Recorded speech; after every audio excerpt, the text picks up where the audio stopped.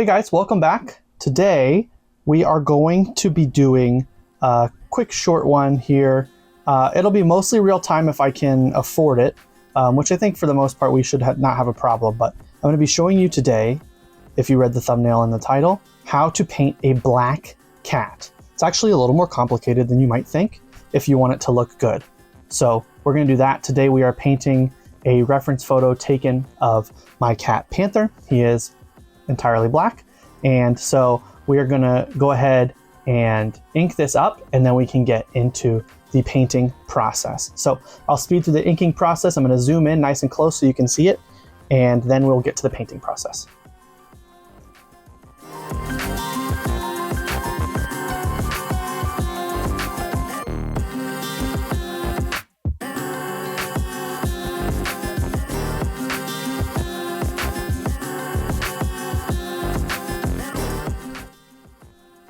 Okay, so that's going to be good for the inking for now. You can see I put some extra hashes in here.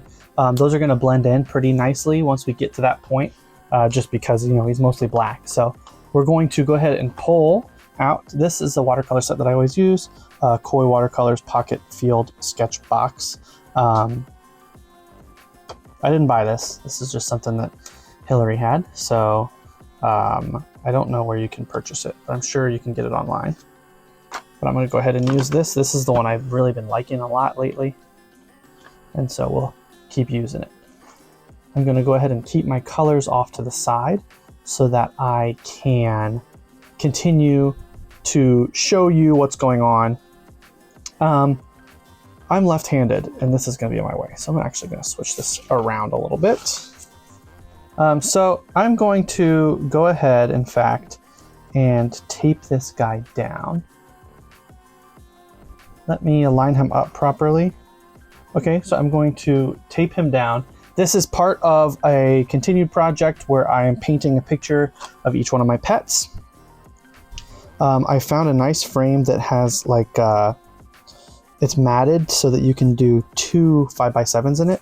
And we have a pair of siblings of cats, Panther and Sassy, who I probably will do Sassy next week sometime. So that's who are that's what this painting is like this for. That's going to kind of be what the frame it goes in. So let's go ahead and apply some tape for the background. If you watched my last video, I taped things down and then tried to paint the subject matter. Not a great way to do it. If you've got the tape down, paint what the tape's there for. Then you can take the tape away and it won't be in your way anymore. I know, how crazy of an idea is that? So we're going to put the tape down and then paint our background. And then we can remove the tape right away so that it's not bothering me later during the painting process. Cool. So there we go. He's been taped down. Now let's paint the background. So here is the photo reference. I've got it up here in front of my paper towel. I think I'm going to leave it there so you can see it the whole time today. So I do have some water off to the side over here. So we, I think, have everything we need then. Let's get started on the painting. So I'm going to go ahead with my big background brush that I've been using. And the background for this is pretty boring, but that's fine. We don't need it to be that interesting. I took this picture of him outside in front of the screen enclosure, which is why you can see all of that kind of blurry gray greenness behind him. I'm going to kind of try to recreate that. So this is some leftover from last time. Basically what I'm going to do is I'm going to take some of my black and gray and brown, and maybe a little blue and purple. Just kind of make a really cool-ish neutral color. Yeah. And we're going to apply it all over. So let's go ahead and do that.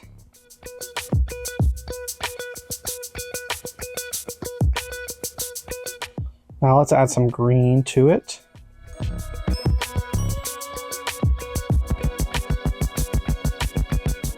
Maybe we'll put in a little bit of this warm brown color in some spots, but I want it to be very soft and blended together.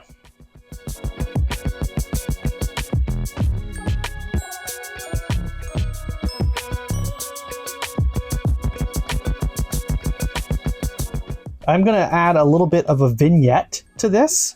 What a vignette is kind of in the center of the painting. It's a lot lighter than on the edges of the painting, and that kind of draws the focus in. So I'm going to go ahead in here with a darker color in these corners.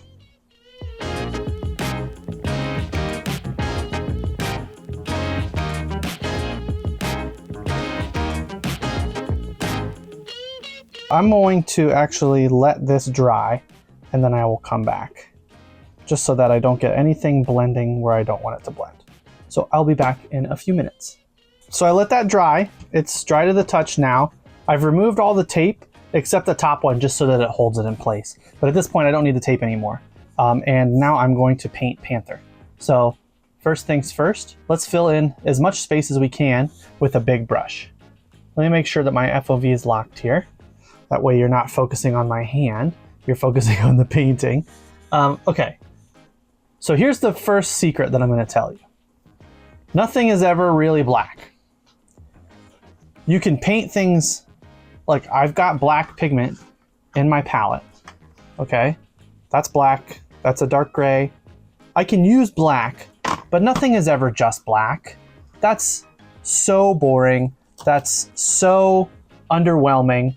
It's not interesting. And if you've watched my videos before, you know that the most important thing in a painting is that it is an interesting painting. So how do we fix that? Well, let's look at the reference photo. It's still over here, and we can see when I look at this reference photo that he obviously is a black cat.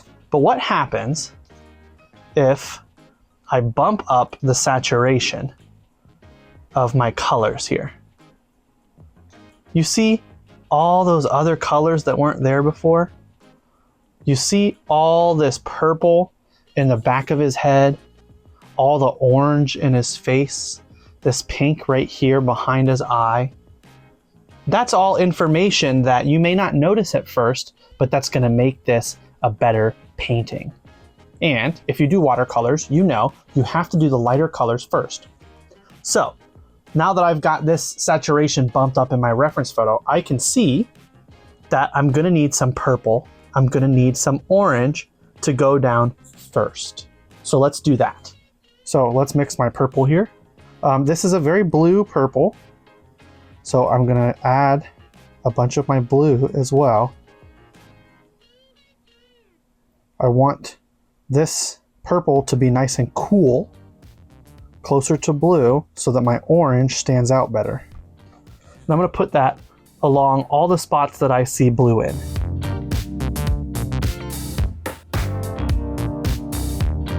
Now, let's pick up some of this orange I've got here. I'm never using just the color from the palette. I'm always mixing it a little bit. So I'm going to mix this orange with a little bit of red. And look, this is really red down here, really orange.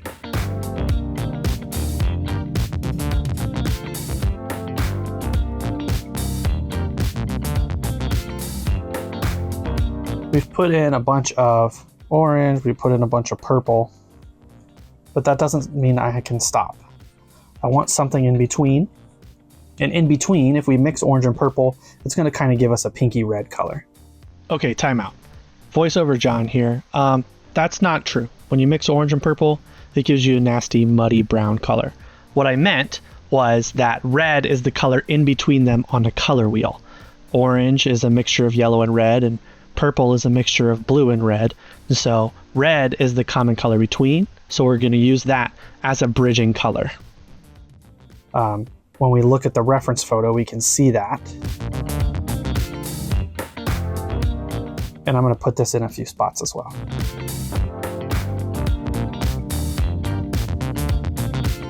And you know, it's not all going to be perfectly segregated like that, right? I see some purple in his nose here. And this warmer purple just can blend in these areas together for me. Okay, and I know what you're thinking. What on earth is this guy doing? How is this gonna turn into a black cat? Well, this is a major trust the process kind of situation here. I see his eyes are basically glowing white, but I'm gonna put a little yellow in because I know his eyes are a bit of a greenish yellow, but I'm gonna basically, that's all I'm gonna do to him, the whole painting, so that they really glow for me. Down here, I want, even though the sun's coming from this way, I want this area to be in shadow because it's toward the bottom of the painting. So I'm gonna put a bunch more purple in here. Okay, I know, that looks so crazy. I'm gonna go ahead and take a picture of this really quickly for my thumbnail reasons, and then we'll get right back into it. Okay, welcome back. So, I've given this a little bit of time to dry. We weren't using a ton of water to begin with, so it dried really quickly. And now, we're gonna turn this into a black cat.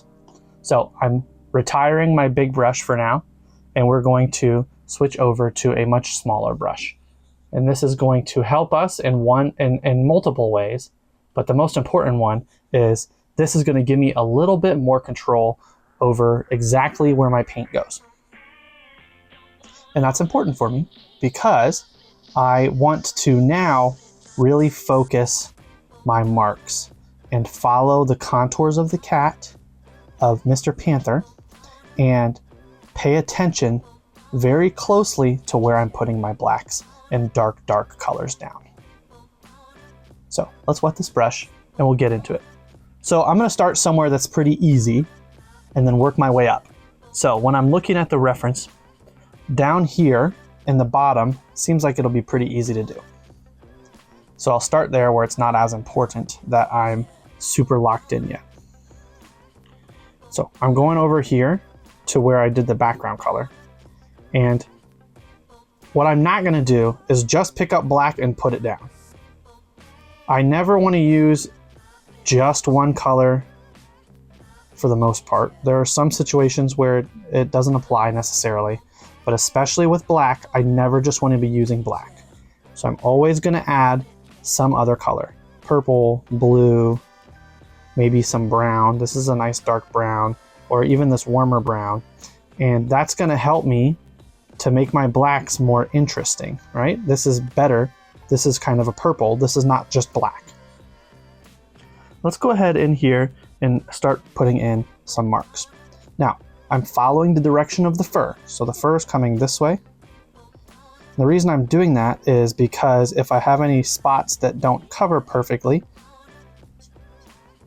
that is just added texture for the purposes of my painting, and that's always a good thing. I want to be painting in a way that gives me extra detail without me having to try very hard for it. I'm a simple man, don't wanna complicate ya. Complicate ya.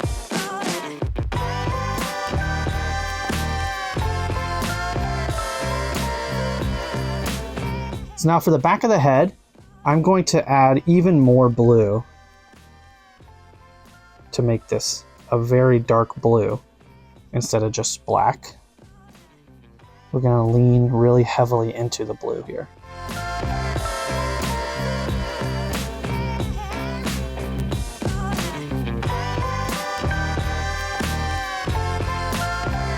I see a lot of warmth in this area here. So when I'm mixing this black, I'm going to make a warm black for myself as well. And so the way I'm going to do that is add a lot of brown into it. And I'm even going to add some orange. Maybe some of this bright yellow. And that's going to give me a really warm, almost brown. Well, it is brown. It's a very dark brown. And I can apply that in some of these areas here where the undertones are a lot warmer. You see, I'm being very careful about where my paint goes. It's very easy, especially when painting with such dark colors, to overdo it. The reason I avoided this area is because I want it to be even lighter. And so I'm going to make myself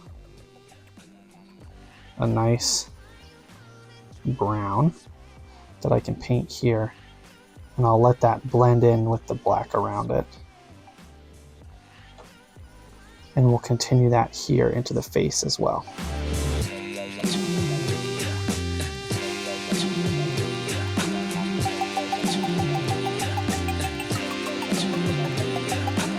So let's continue here up the face. We've got more of this purple for the forehead.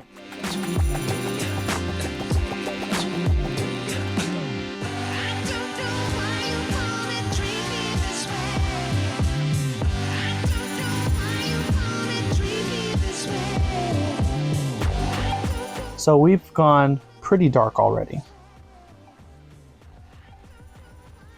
And that's perfectly fine. We're going to want to bring some of this back. And so how about I finish up here with the rest of the darkening process. And then I will catch back up with you in a minute where we can get to the part where we start lightening things up a little. So I'll speed through this part and I'll see you guys in a few seconds.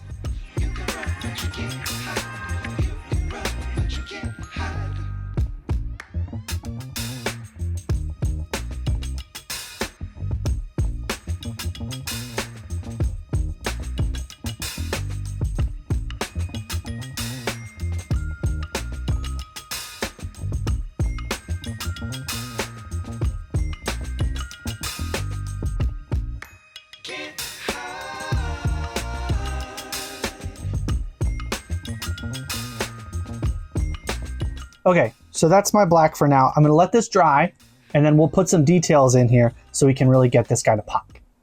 So I've given this some time to dry. It's really dark, I know, but it's a black cat, right? So here's what we're gonna do. I'm gonna go ahead and start with one of these little roller ball pens. The reason I'm starting with this guy is because he makes a finer line and I want some spots to be really finely detailed. So the first place, I'm going to come in here. We're going to add some white into this area here.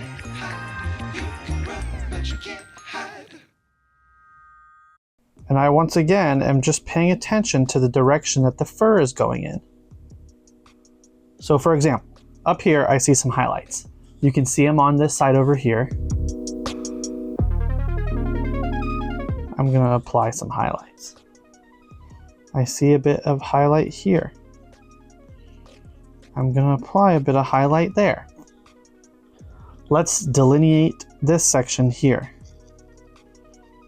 Is that entirely necessary? No, probably not, but I think it looks nice. I want to mark off where the ear is. Is that in the photo? No, it's not, but I think that looks nice.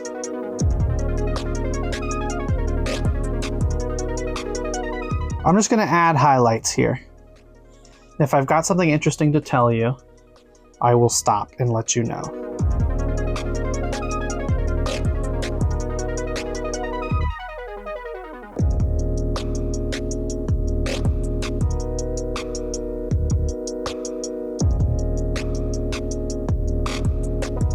So there's my highlights with my white pen.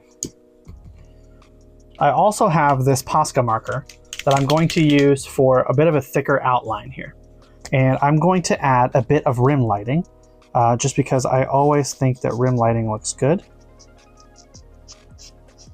It may not even be very noticeable in this circumstance because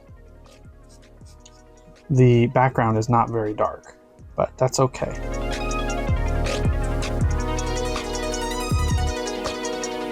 Some of these areas that could use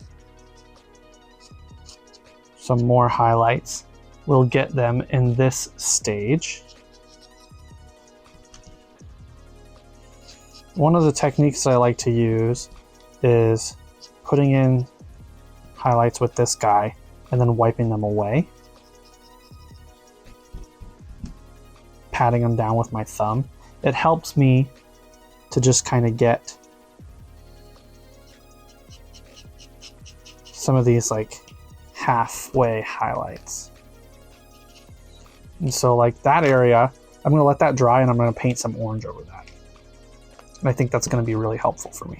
We kind of lost this back eye over here. I'm going to come back in with my black pen and remark where this eye belongs.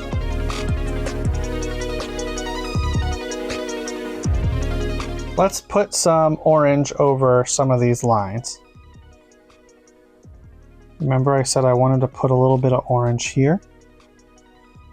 It's not going to do a ton. It's just going to warm the area up a little bit.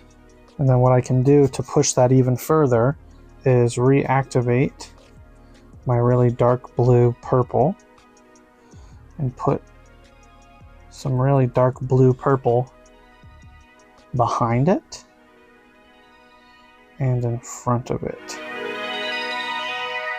At this stage, we are going to basically fiddle around with darkening and lightening and painting and markering until I get to something that I'm happy with. This is kind of the final refining stage. So I'm going to refine for a little bit longer, and then we can kind of wrap it up here. A little more color to this eye, just because I think it'll look nice. And we'll put some orange on that eye back there as well. Let's do some whiskers. How about that? So I can come here and do some white.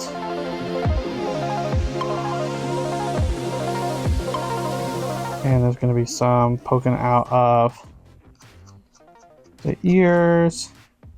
And there's going to be a couple poking out of the eyebrow area. I can also do some black ones.